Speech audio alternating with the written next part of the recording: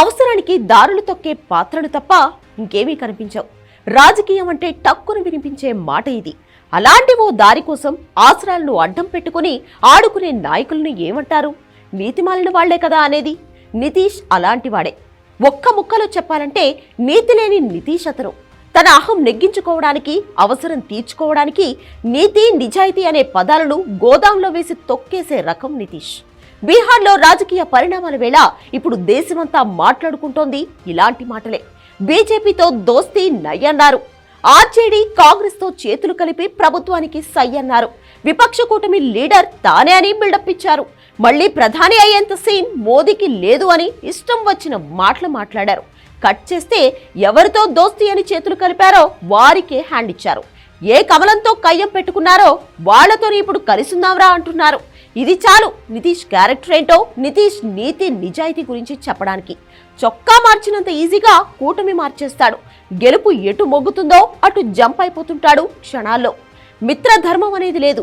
రాజకీయ శత్రుత్వం అనేది అస్సలే పట్టదు. పదవి కోసం ఎవరితోనైనా జతకట్టే తత్వం కాదు, ఎంతకైనా దిగజారే నైజం. నిన్నటి వరకు తిట్టిన వాటిపై ఇవాళ సిగ్గు లేకుండా ప్రశంసలు గుప్పిస్తారు. నిన్న ప్రశంసలు గుప్పించిన వారి పరువును ఇవాళ ఈజీగా తీసేస్తారు. That is Nitish, that is his నిజాయితీ అంటూ ఫైర్ అవుతున్నారు నెటిజన్లు. నైతికత లేని నేటి రాజకీయాలకు అసలైన రూపం ఎవరైనా ఉన్నారా అంటే అది నితీష్ అనడంలో ఎలాంటి అనుమానం లేదు. అదేదో బూమరాంగ్ ఆడినట్లు, షటిల్ బస్సు తిరిగినట్లు అటు నుంచి ఇటు నుంచి అటు తిరుగుతూ అవసరాలు తీర్చేసుకుంటారు నితీష్. బీజేపీ కాంగ్రెస్ కూటముల మధ్య ఆయనవి ఎప్పుడు షటిల్ సర్వీసులే. ఎప్పుడు కావాలంటే అప్పుడు యూటర్న్ తీసుకుంటారు. కూటమి ఏదైనా సీట్లు ఎవరికి ఎక్కువ ఉన్నా సీఎం మాత్రం ఆయనే అవుతారంటే అర్థం చేసుకోవచ్చు నితీష్ ఆటలు ఎలా ఉంటాయో, రాజకీయం ఎలా ఉంటుందో, నీతి లేనితనం ఎలా ఉంటుందో. 2013 నుంచి ఇప్పటికీ 5 సార్లు కూటమి మార్చిన Nitish Kumar national jumping star అయిపోయారనడంలో ఎలాంటి సందేహం లేదు. బీహార్లో రాజకీయ సంక్షోభం చల్లారింది. మళ్లీ నితీష్ కుమార్ ముఖ్యమంత్రిగా ప్రమాణ స్వీకారం చేయబోతున్నారు. ఆయన సీఎంగా బాధ్యతలు తీసుకోవడం ఇది 9వసారి. నితీష్ రాజకీయ ప్రస్థానం చూస్తే మొదటి నుంచి ఎక్కడా నిజాయితీ, నీతి కనిపించదు. 1994లో లాలూకి వ్యతిరేకంగా జనతాదళ్ నుంచి బయటకు వచ్చిన నితీష్ జార్జ్ ఫెర్నాండెస్ తో కలిసి సమతా పార్టీ ఏర్పాటు చేశారు. ఆ తర్వాత ఎన్డీఏలో చేరారు. అక్కడ ఎక్కువ రోజులున్నారా అంటే 2013లో కమలానికి బై బై చెప్పారు.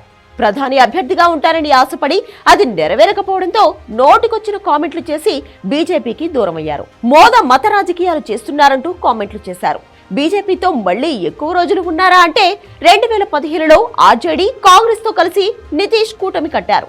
అయితే 2017 లాలూపై అవినీతి ఆరోపణలు రావడంతో ఆర్జేడీ కూటమిని నితీష్ వదిలేశారు. ఆ తర్వాత మళ్లీ కమలానికి మద్దతుగా నిలిచారు.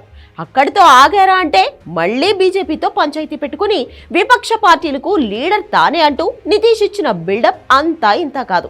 తీరా ఇండియా కూటమి ఏర్పాటయ్యాక కాంగ్రెస్ కు, ప్రధాన విపక్షాలకు హ్యాండ్ ఇచ్చారు. తన దారి అడ్డదారి అని ప్రూవ్ చేశారు. ఇప్పుడు మళ్లీ బీజేపీతో కలిసి బీహార్లో ప్రభుత్వం ఏర్పాటు చేయబోతున్నారు. ముఖ్యమంత్రిగా ప్రమాణ స్వీకారం చేయబోతున్నారు. ఇలా నీతి లేని రాజకీయానికి కేర్ ఆఫ్ గా మారారు నితీష్. దేశంలో రాజకీయాలు ఎలా ఉన్నాయి, ఎవరిని చూస్తే రాజకీయం అర్థం చేసుకోవచ్చు అంటే నితీష్ కటౌట్ ను ముందు పెడితే చాలు అన్నీ తెలిసిపోతాయి ఆటోమేటిక్ గా.